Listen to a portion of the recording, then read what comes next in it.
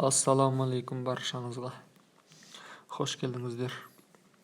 Бірнеше күн бұрын коронавирус жұғып ауруханаға түскен ақш президенті Дональд Трамп дүйсенбі күні кешке әскери госпитальдан шығарылып, Ақ үйге оралды. Дәрігер Трамптың денсаулығы түзелгенін, бірақ толық жазылмағандықтан дәрігерлер бақылауында болатынын мәлімдеді. Трамптың өзі де Twitter жеке парақшасында «Жағдайым тамаша, ауруға бой бермеңдер» деп жазыпты.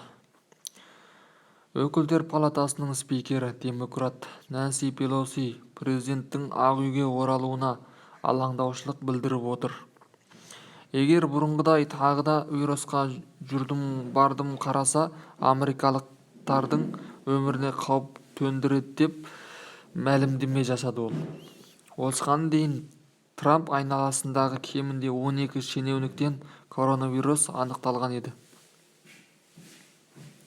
Трамптың ауруханаға түсуі және президент әкімшілігі қызметкерлерінен сайлау штабы жетекшісінен вирус табылғаны жайлы ақпарат қазіргі президенттің сайлауалды кампаниясының болашағын біршама бұлыңғырландырып жіберген, дейді. Соңғы күндері штаб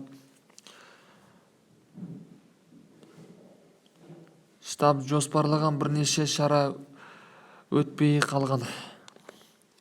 Дональд Трамп пен оның қарсыласы Джо Байденнің екінші дебаты қазанның 15 күні өтуі тиіс еді.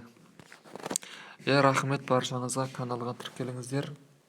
Лайк басыңыздар, бөлісіңіздер. Сіздердің лайк басып тіркеліп бөліскендеріңіз біз үшін үлкен қолдау. Келесі кездескенше сау саламат болыңыздар.